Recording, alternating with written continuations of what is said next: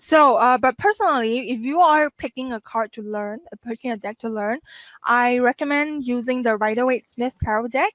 This is one of the most popular designs out there. And then when you are Googling the information on the internet, this is the message that this is the interpretation that will come out, which makes it very easy for people to learn, because basically that when you pull a card, it's I don't get the answer, and then you go and Google, it's the meaning for that. Because you have very, very obscure cards. So for example, I have this deck called the Wild Unknown.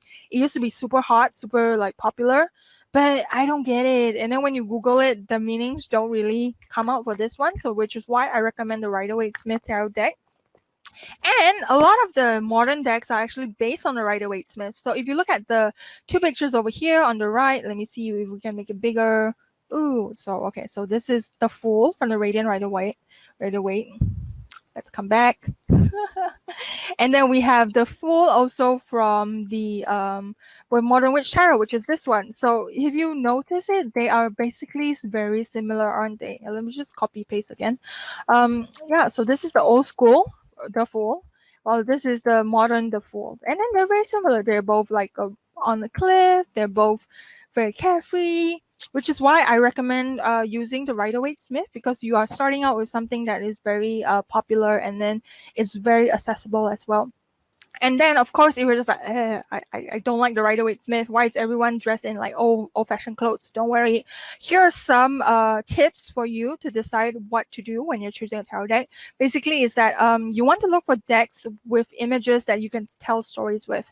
So let me just paste this. So this is called the This Might Hurt Tarot, and it is a very modern tarot deck. You can see that there's like representation of different races, and then also there's like men and women, and then the clothes are much more modern. So this is called the This Might Hurt. You can, in Singapore, you can get it from Love Magic Sparkles. I don't get a commission, but the lady who runs Love Magic Sparkles is amazing.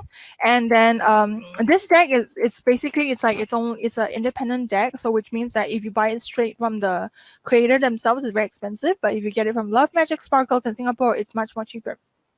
And then this is a Modern Witch Tarot deck, which I have, which I love. It's a modern version of the Waite Smith. And then I think everyone inside is female, or like they look female. Some of them might not identify female, but this is a deck that I really recommend as well if you're starting out and you don't like the Waite. And then this is the Happy Tarot. So if you're reading for children, if you're someone who like, yeah, I'm very scared of like scary cards. Oh my gosh, I'm like, what tabs do I have? You can go check out the Happy Tarot, which is like very, very cute. So these are some suggestions. So basically, when you're looking for that, choose one with images that you can tell stories with. And what was I gonna say? When you are deciding a tarot deck, what you want to do as well is Google more images for the deck. For me myself, for example, I thought that I liked the deck. I Googled it. I think I like it. But when I really got it, it's like, oh, I don't like it. So you want to have like examine all the cards to see whether you click with it.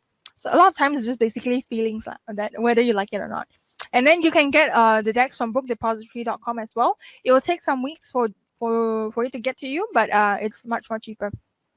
And then one thing I want to talk about is that do not get cards that don't have images for their minor arcana. So these two cards down here, when you look at the cards, they don't really tell a story. They just have images there, and then you're just like, I don't know what's happening. Why is there a candy cane? Why? And you have a lot of questions because these are basically not suitable for beginners. When you look at the left, oh my god, so cute. If you look at the right, oh my god, so morbid, so beautiful.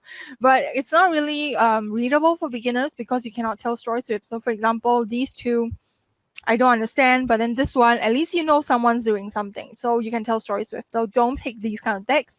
If you're Googling, make sure that when you look at the pictures, you can tell stories from them, okay?